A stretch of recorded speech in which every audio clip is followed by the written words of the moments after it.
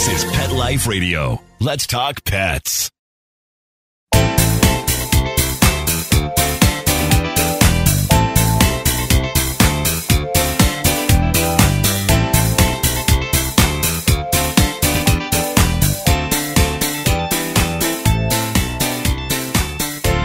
Welcome to Covered in Pet Hair, a boozy web show for pet lovers on Pet Life Radio. I'm your host, Isabel Alvarez-Arada, and today I have the pleasure of having a drink and a chat with a wedding pet attendant. I'll tell you all about her and introduce you as soon as we come back from these messages from our sponsors. Pets are part of the family. Make sure you can always afford the quality health care they need with Easy Pet Check, a nationwide pet insurance alternative. With Easy Pet Check, you'll save up to 75% on all your pet's health care at any licensed veterinarian in the U.S. Easy Pet Check accepts all dogs and cats regardless of pre-existing conditions. Visit EasyPetCheck.com. That's the letters EasyPetCheck.com. Taking care of your pet can be easy with Easy Pet Check. Let's Talk Pets on PetLifeRadio.com.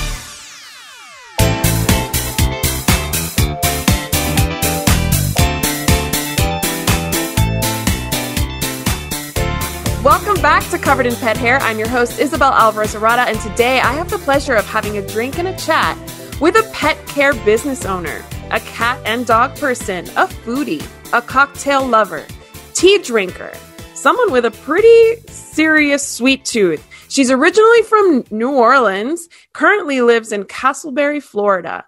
She loves a road trip and is a hopeful world traveler. She's wife to George and has an upcoming 20-year anniversary to celebrate. And she's mom to Daniel, a 14-year-old teenager who takes drum lessons. That's all you need to know about that. Her name is Jenorise Mejia, and she is a wedding pet attendant. Welcome, Jenorise. Thanks so much for having me. Oh, it's my pleasure. I'm so excited to see you again and to get into your new project of wedding pet attending. But before I go any further, anybody participating in our drinking game today, anytime you hear this word, the secret word is cakes, which will be wedding related. Take a drink, but make sure you're over 21 to drink, or however old you need to be in whatever country you're watching from. Never drink and drive, and always drink responsibly. So I'm having an espresso martini today because I've had a rough week and I was feeling a little low energy. And so vodka, Kahlua, and espresso. It gave me life. Vodka can give you life. Or 9 lives if I were a cat. Yeah, for sure. So cheers. Thank you for being on the show. Thank you, for sharing your expertise with us. Thank you so much. What are you drinking today, Jenorise? I am drinking Barboursville Moscato. It's their Filet-O Moscato. It's absolutely delish. And it's from Virginia, right? Barboursville is a winery in Virginia where I think I've been to that one. It's a wonderful winery. I went to Virginia in November for Thanksgiving to get away, get out in the mountains. And on the way back home, we stopped at Barboursville Vineyard and did some wine tasting and came back with 12 bottles of wine. So nice. I think we bought 3 of those. Nice. Well, thanks for popping one today for me in honor of my previous life in Virginia, because I'm pretty sure, is Barboursville in Charlottesville? No, it's on the way to Charlottesville. We were in Standardsville, and on our way out of Standardsville, it's very close to Standardsville. On our way out of Standardsville, we ran into, by chance, by the way, I just said, hey, let's go to another winery before we leave, as if we hadn't been to several already. But on our way out of Standardsville, we ran into Barboursville, and it was wonderful. It was definitely worth it. Virginia wine country is so beautiful. I think people who haven't been have no idea just how nice it is. Yes, and even if you're not a big wine drinker, there's a cider vineyard there. You can go to a cider vineyard. Is it called a cider vineyard? What is a cidery? It's called Cider Works. What is the name of that place? Cider Works. I think it's called Cider Works Vineyard. I think it's called. It's an actual cider vineyard. That's what they make there. Very cool. Mm-hmm. That's very cool. I don't think I've been to a cider vineyard ever. I've been to a sidreria in Spain, which is where they have like the tanks full of cider. But I don't think they had any like apple trees or whatever cider's made of anywhere near there. It was just like the brewery equivalent of cider. I love it because I'm not I'm not a beer drinker, although I really have tried. My husband's Mexican. I have tried. It's not working. And so cider is kind of my thing. So being able to taste different kinds was really great. That's awesome. Actually, being on the border with Mexico in El Paso, we have access to Mexican beers that aren't really common elsewhere. And we love the Mexican beers. Everybody thinks of Mexican beer and thinks of like Modelo or Corona, but there's way more than that. Right. And there's some really good ones. Right. Most Mexicans don't drink Corona. some drink Modelo, but there are many, many others. There are definitely lots more spring breakers drinking Coronas than there are Mexican nationals drinking Coronas, for sure. So, Jenorise, you're the only person so far that I've interviewed on this show that doesn't have a pet of their own in their home. And I want to highlight that because I want to highlight that you can be a pet lover and not have a pet at home, right? Yes, it is definitely possible. Now, I will say, don't tell anyone, but I keep wanting a turtle. They do live a long time. I had a client who had a turtle who unfortunately passed away in the last few months, but her turtle was 36. She's had that turtle since she was like 4. And so they last a long time. But I also kind of think that I want maybe a mouse or something like that can like put in a ball and run around my house on his own. But I know that I don't want a cat or a dog because it's going to be my cat or dog. And I personally don't have time for a cat or a dog. And after a week, my son won't want to pick up poop and my husband's not going to do it. So it'll be my dog or my cat. And so see, you don't actually have to have them in your house, or you can try something different like a mouse or a ferret or ferrets are a little feisty, but, something a little smaller, a betta fish, there you go. Yeah, for sure. For sure. I mean, we need to normalize being a pet person who doesn't currently have a pet. And that's okay. Right. For whatever reason it is, you can still be a pet aficionado. You run a pet care business in Florida. So you have plenty of access to pets. You get your fill and then you get to return them. Just kind of like the people who love babies, but don't want babies of their own. They get to hold the baby, play with the baby, and then hand it back. Exactly. So you've got it. Yeah. So awesome. No one needs to feel bad about that. No, not at all. No. And you know what? There are a lot of people who have lost a pet that aren't ready, and they may not be ready for years. Right. And so it's okay. And that's nobody needs to have a pet when they're not ready for it or their schedule doesn't allow it. They're a big responsibility. Right. Or their lifestyle doesn't allow it. Exactly. Exactly right. So I want to play a game with you because I know that you have a pet sitting dog walking business, but you're also the local wedding pet attendant. And I feel like that should make you an expert in weddings. Is that how it works? Yes, it does. It does. I actually do have a background in being a wedding planner. In my younger years, I did actually plan weddings. In my other life, I planned weddings. So I do know a lot about weddings, but actually just moving into being able to bring pets to weddings has been very natural. And very often I have to jump into other little roles while I'm there because of the background that I have. Because as you know, some things just don't always go right at a wedding. But if I can make it go right with the pets, then that's what really a lot of people just want. Wow. People are getting a really big bang for their buck with you because you're like a day of coordinator for the pet and you're the day of coordinator backup in case something goes wrong. That's kind of nice. Yes. I mean, you can't just let the groom just stand there with strings hanging off of them, or you got to just jump in some kind of way and make it, help it out so that it's perfect for them. That sounds amazing. So our first game today, because I'm going to do 2 and they're both wedding themed. Okay. The first one is called Marriage Matters. And it's basically just traditions of the wedding ceremony and celebration. True or false? You can say true. You can say false. You can elaborate. You cannot if you don't have any elaborating to do. Are you ready to start? Yes. All right. The first one. Rain on a wedding day is always unlucky. True or false? False. It's not always unlucky. The last wedding that I did, it rained for probably 2 straight hours. And I don't know if you're familiar with the monsoon style rain that we do here in Florida. It's something absolutely unbelievable. It can literally rain 2 or 3 inches inside of an hour. And so it did that last weekend, the day of the wedding. And the wedding was outside and it was smoldering and muggy and disgusting. And we ended up bringing it inside and it turned out just as beautiful. And quite frankly, I think better because of how muggy it was the day before at the rehearsal. We were all smoldering and sweating and everyone's hair was poofing. And so it actually turned out great that we were inside. So it's not always a curse. Awesome. discovering a spider on a bride's gown is considered a sign of good luck. True or false? False. It's true. Apparently spiders are supposed to be good luck if they're found on the gown. Isn't that strange? Now that's tradition as far as the answer goes. But if you ask a bride what would happen if she found a spider on her dress, she would not think that's good luck, and she would literally be nervous for the rest of the day. I know, it would really be upsetting. I mean, you spent so much money on this gown, and now there's a spider, creepy crawly on it. And then she's wondering, are there more? True. Oh my gosh. I stayed at a hotel once years ago with my baby boy, my first son, so he was about 8 months, and there was a spider's nest in the bed. And at first I was like, there's a spider and there's another spider and there's like a lot of spiders. And I slept in it anyway with my baby boy.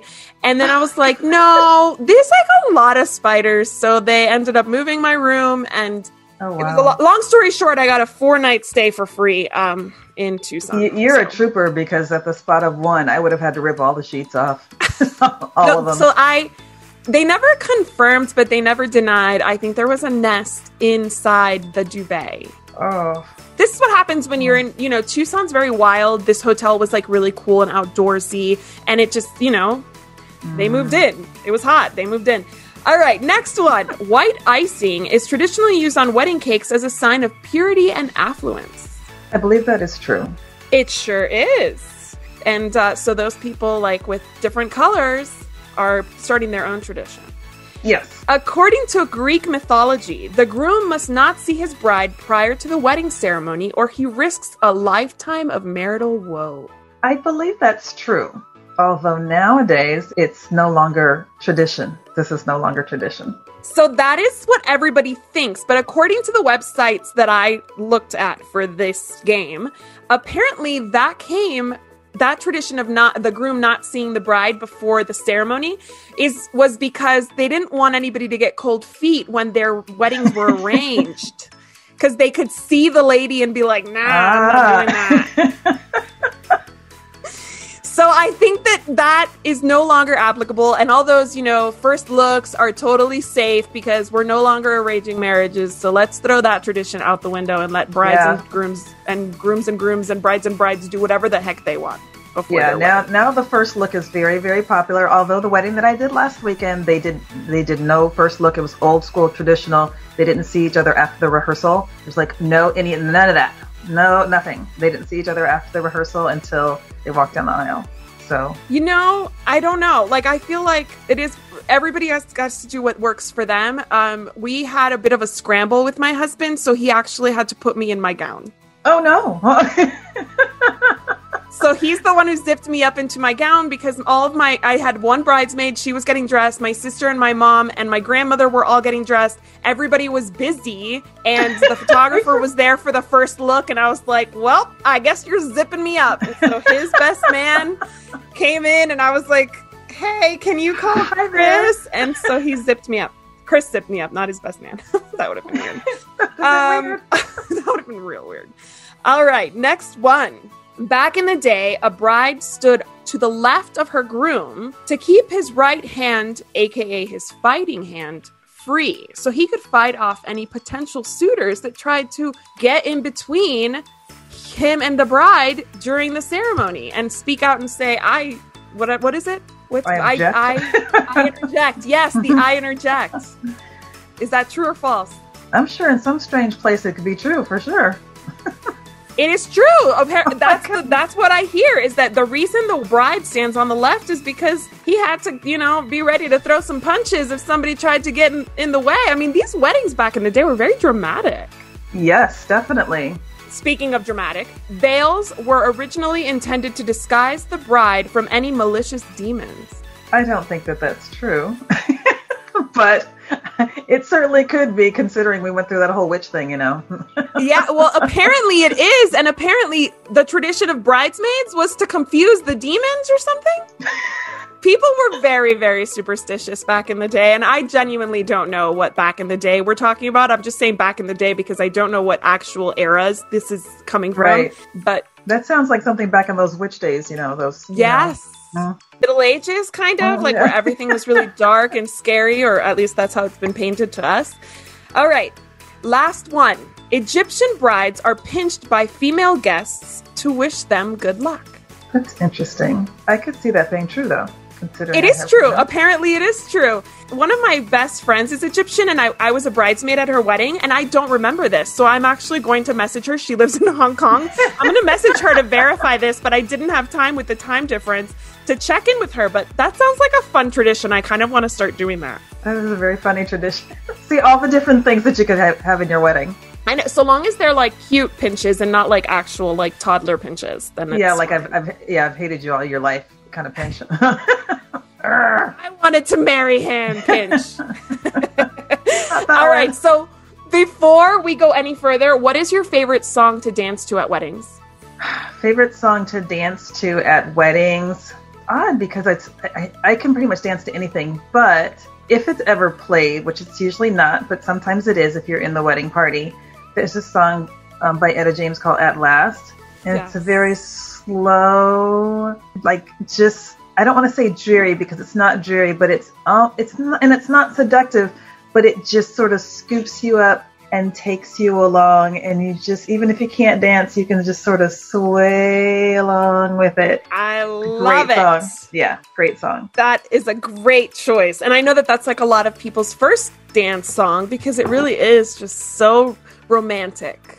It is very romantic. So obviously you had this experience in wedding planning years back. So is that why you decided to take this on as an additional service for your business, to do wedding pet attending? No, I think because several people had asked me about it, number one. And number two, I think people really didn't know what to do.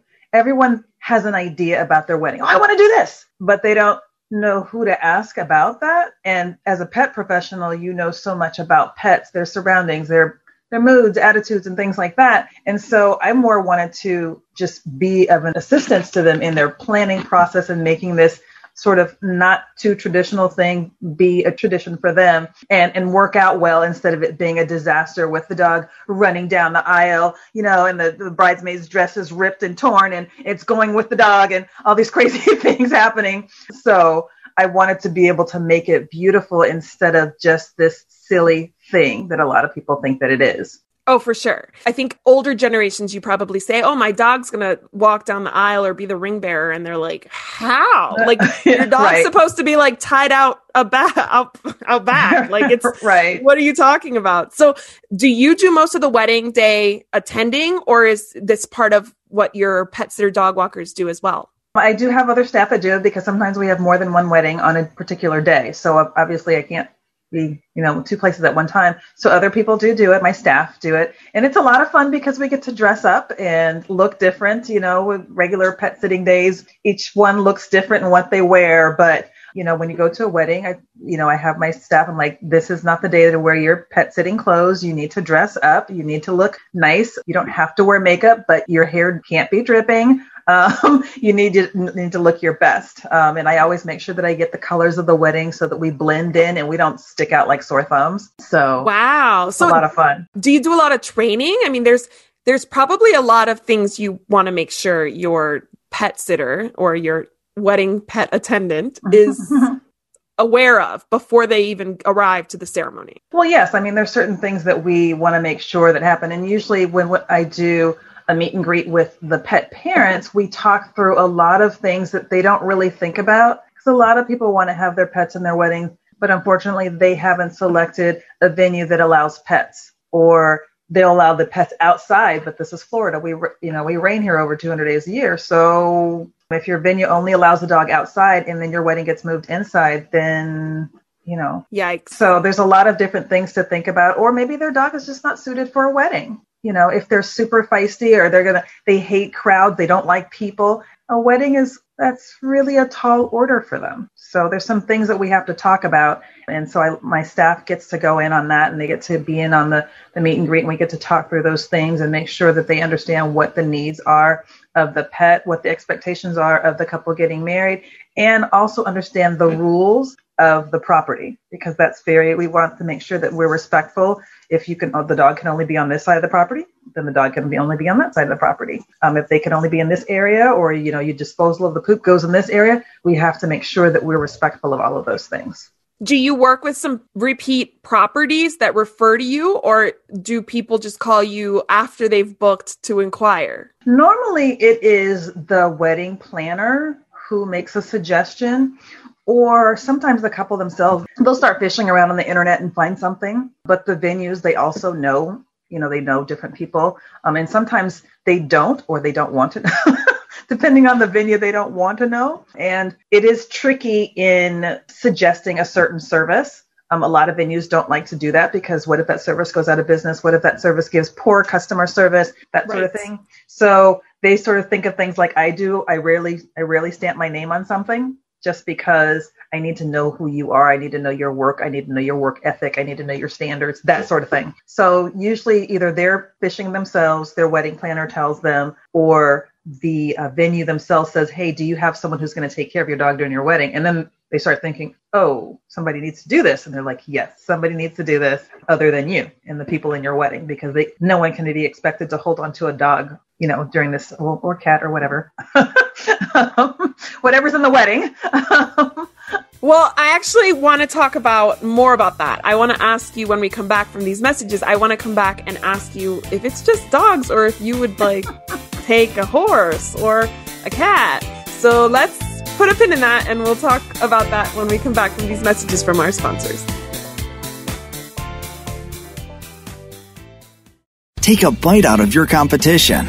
Advertise your business with an ad in Pet Life Radio podcasts and radio shows. There's no other pet-related media that is as large and reaches more pet parents and pet lovers than Pet Life Radio. With over 7 million monthly listeners, Pet Life Radio podcasts are available on all major podcast platforms. And our live radio stream goes out to over 250 million subscribers on iHeartRadio, radio.com, TuneIn, Stitcher, and other streaming apps. For more information on how you can advertise on the #1 pet podcast and radio network, visit PetLifeRadio.com/advertise today.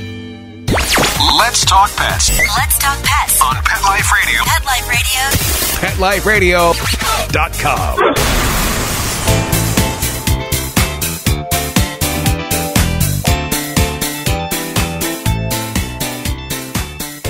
Welcome back to Covered in Pet Hair. I'm your host, Isabel Alvarez-Arada, and today we're talking weddings and pets. And most people think if there's a pet attending a wedding, it's going to be a dog.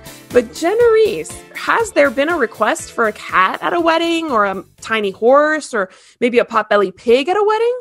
There have been all sorts of strange requests. For me, as the wedding pet attendant, I don't mind taking care of the pets. However, the final say-so usually relies on the venue themselves. Most venues do not allow farm animals, so that takes out horses, pigs, and all this other. They're not going to allow that. Cats, I will not take care of a cat at a wedding unless the cat is used to being walked on a leash. I'm not going to take a cat unleashed, unharnessed. It's a ridiculous idea. Oh my gosh, that would be a recipe for a lost cat, a crying bride, a groom looking everywhere for, no, absolutely not. Terrible. But a lot of people do train their pets to do certain things. I mean, ferrets walk down the aisle just like dogs do. A cat will too if they're used to being walked on a leash and they don't care about people. And so that's where you have to think, okay, is this particular pet accustomed to being around people? Is this particular pet accustomed to people touching it? Because like the wedding that I just did, while I was walking down the aisle, and it was in a small space because we were moved from the outside inside because it rained, people were reaching out, trying to touch the dog while I was walking down the aisle, which is super distracting while I'm trying to get the dog all the way down the aisle to give the rings to the groom. And so it's distracting, but is your cat used to that? Is your ferret used to that? So you have to think, is this animal used to that sort of thing? That could actually freak out an animal. It could make them scared, and scared animals don't do nice things. And so this is why we usually end up with dogs. And the right dog. Like my socks, may she rest in peace, would have bit the hand that was trying to pet her while she was walking down the aisle. So that would not have been a good choice. And no venue would have wanted her there.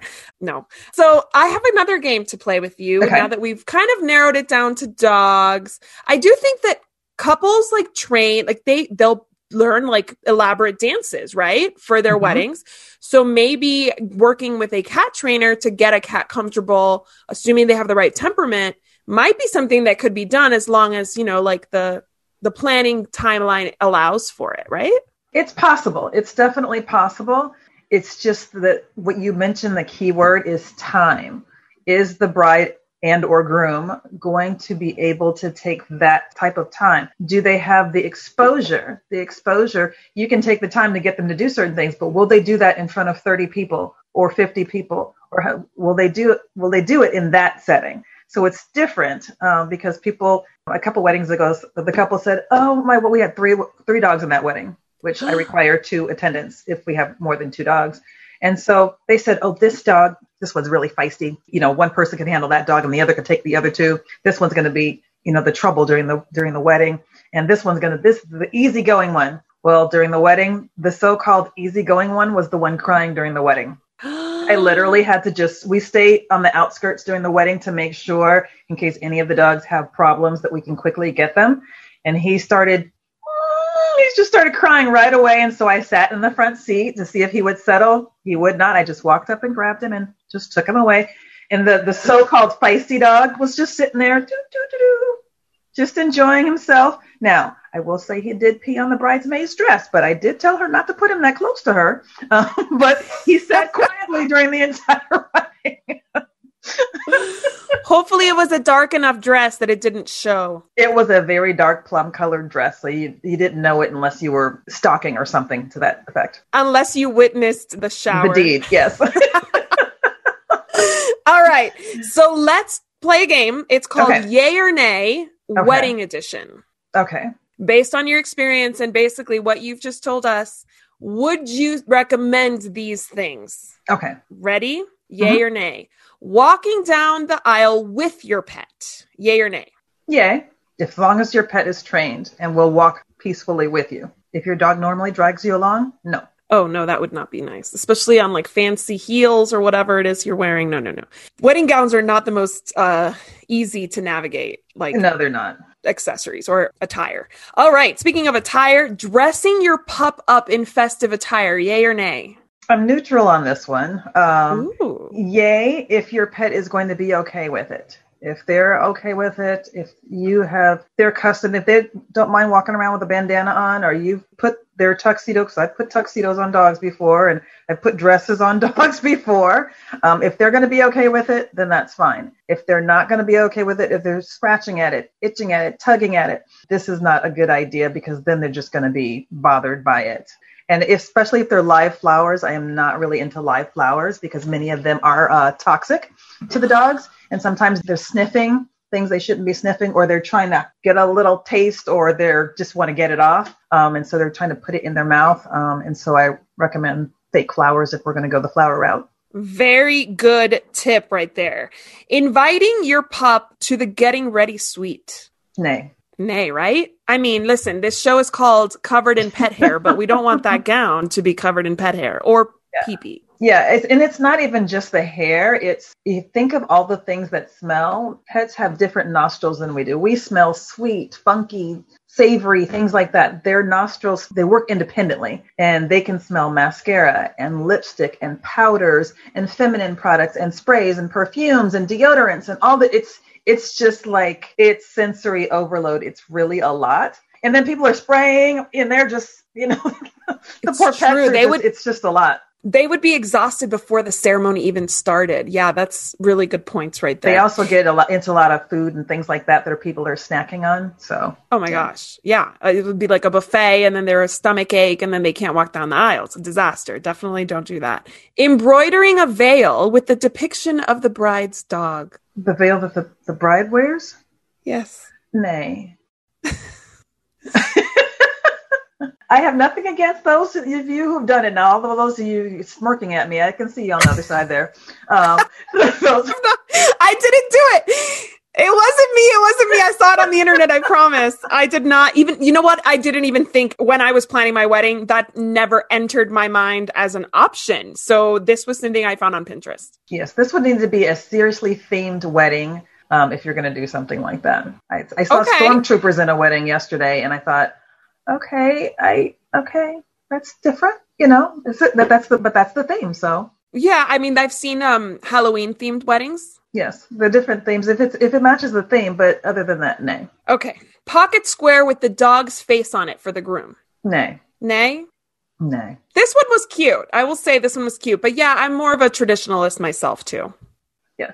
I think in weddings, it's one of those times in your life where you can do pretty much anything that you want. But I always tell people, consider who's there. Your Grammy, who is not as non-traditional as you are, if it's really going to offend them to the deepest core of who they are, it's not going to kill you if you don't do it. So there are things to consider because they're not going to be mad at you about it. They're going to be mad at your spouse, and they will forever hold it against your spouse. They'll love you to the end of time, but your spouse, that's not so true. Yeah. And also does it age well, right? Like right. You're young and you're hip, but like when you're like a 40-year-old mom or 50-year-old mom, by the time that I explain my wedding traditions to my kids, like, will they be like, what were you thinking, Mom? Yeah. Some things will be difficult to explain away. Yeah, for sure. And we'll have plenty to explain to our children. Let's keep the list small, short, as small as possible. All right. Including the pet in the first dance. Nay. I don't know if anybody has ever done that. I just made that up. I've never seen it, but I'd say anything that has to do with the reception, it's time for the dog to go home. Oh, okay. I like that. And that brings me to my next one. Puppy-themed escort card display. Like, fetch your table number. I can take that, yay. That's kind of cute. Take that. It's very cute. Yes, it's cute. So for those who don't know, the escort card is the one that tells you it says your name and what table you're seated at. So that's why it would say fetch your table number. Right. And those things are something that you can really bring out your personalities a little bit more in something like that and incorporate it in the decor. Because sometimes if you got this super glammed up wedding and then you've got some really weird, quirky thing, it doesn't match, but something like that, you can sort of work in your personality into the decor. It can work. Speaking of decor, having the wedding cake designer create a replica of the couple's pets and have them either peeking out from under the base of the cake or as a cake topper. Yeah, it's a little kitschy, right? It's cute. I mean, your cake, usually cakes are your own personality. So, I mean, you might have the woods on top of your cake. You know, you might have the woods, but you might have a football up there. So you never know. I think that's a personality thing too. And it can totally be tastefully done. Like the one that I saw, it was a beautiful white cake and it would look like it was folds on the bottom, kind of like a curtain or a tablecloth. And the dog's little face was peeking out underneath it. And it was tiny. So it's cute because it was like a traditional cake with a tiny little touch. Very cute. Very cute. Okay. Yes. So another thing the last one, would you say yay or nay to a signature cocktail inspired by the dog somehow? Yay. Yeah? Mm-hmm. All right. So let's see. What would you do if you had to come up with a signature cocktail inspired by a pet? A signature cocktail. So the last wedding I did, her name was Honey. Super sweet. She honestly looked like a little stuffed animal. She's a poodle, poodle mix. So her coat was really fluffed out, but a drink that had some kind of honey in it would be awesome, especially like a martini, like that has like honey in the glass, like a bee's knees. Mm-hmm. There's like bee's knees kind of drinks. I can't remember what's in the bee's knees, but I've had them and they have a little honey. I think maybe vodka or something. Yeah, I like that. Yeah. You see, that was quick. I'm impressed. You know, you can always incorporate them in things like that. That's where a bride or a groom or a groom, bride, where their personalities come out a little bit more. Those are places where you can put your personality in there. And I love that for people who don't have pets that would do well in that environment, because I do think it takes a special pet to just adjust to something that's never happened in their life before and rise to the occasion. It takes a special pet. I don't think I've ever had one that would have done well in that kind of stressful situation. Either they were too shy or too temperamental, usually. So it's nice to like have ideas of ways to incorporate them while they're safe at home with the sitter. Right. Yeah. One thing that people have to understand too is to limit the amount of time that the dog is on site. These girls they started getting ready at 6:30 in the morning. Their wedding was at 3. Okay. So they're getting glammed up and they're starting, no, of course the guys didn't start getting ready till noon, but the guys were getting ready, but just in a different way, right? So of course it's completely different. But the dogs, they're not on site all that long time. And you want to keep that time as tight as possible because it's a lot of stimulation.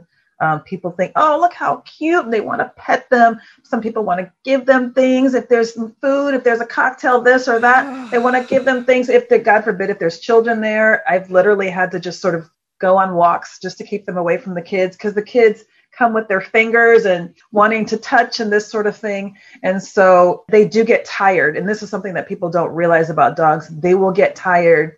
Literally, when we snapped the last shot with Honey, she was like, I'm ready to go home. She just started walking because she's ready to go home. She was tired. They do tire out.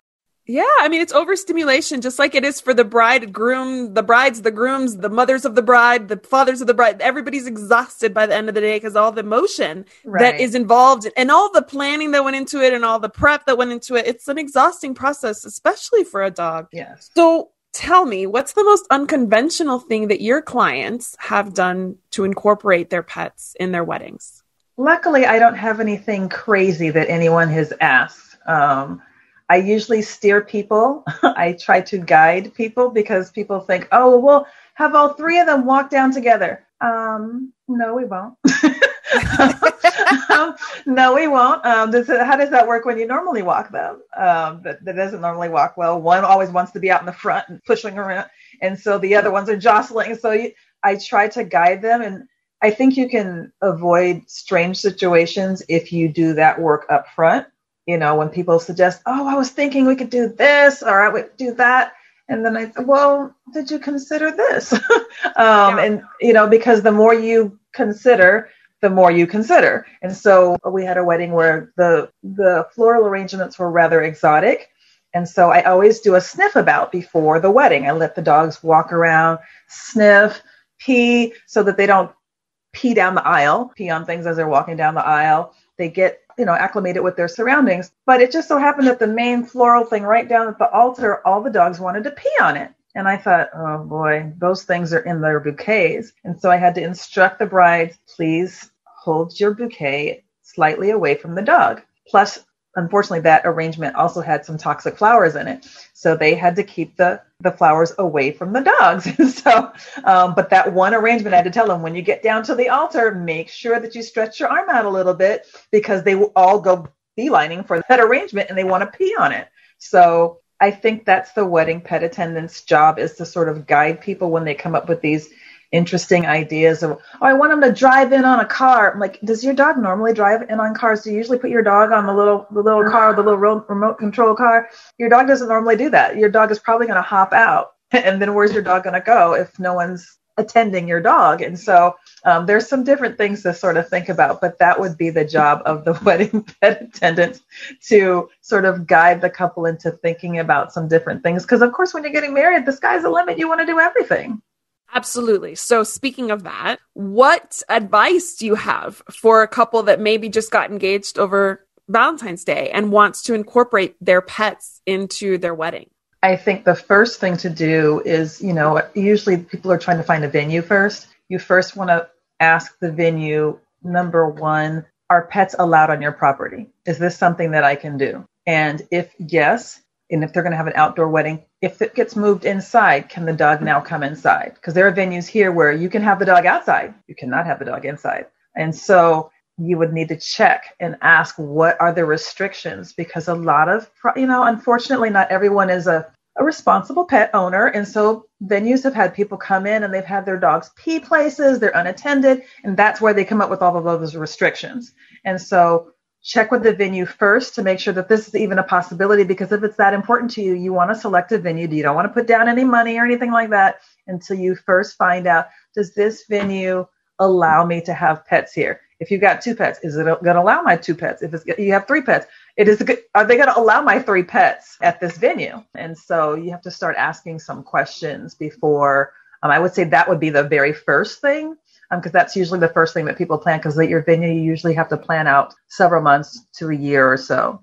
Yeah, absolutely. And I feel like I get it. As a former business owner, I feel like 1 pet, yes. 3 pets, that seems like a lot of helenge, for lack of an American word, an English word to say. It sounds like a lot of stuff going on there with 3 dogs at a wedding venue, where you already have to worry about liability with people drinking too much, emotions, family dynamics. As from a wedding venue's point of view, that seems like a lot to take on for kind of a little bit, not really a payoff for them at all. Right. But I think too, times are changing and people are becoming less traditional. And so venues also have to they've got to change too. It's just how it is. They have to change as well. Now, some that are more of the last wedding that I just did was at an arts and history museum. And so obviously there might be more restrictions because they're not going to risk ruining pieces of art, things like that. They're not going to allow dogs in a space that can't be hosed down or easily maintained,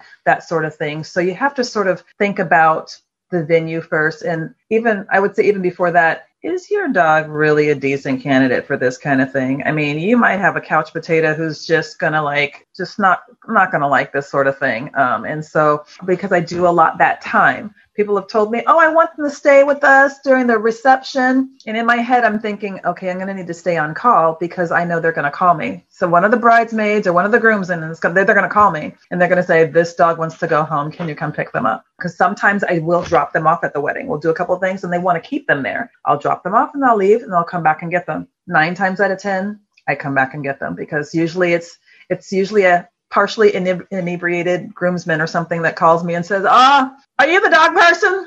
Because the dog wants to go home. And so I'm like, I'm on my way. I usually stay close by. I'm like, because I usually calculate the time. I'm like, usually about this time, this is usually when they're going to, and the larger the dog, the faster they're going to get tired. Wow. Good insights. Yeah. I love that. So what does your service kind of look like? Is it by the hour?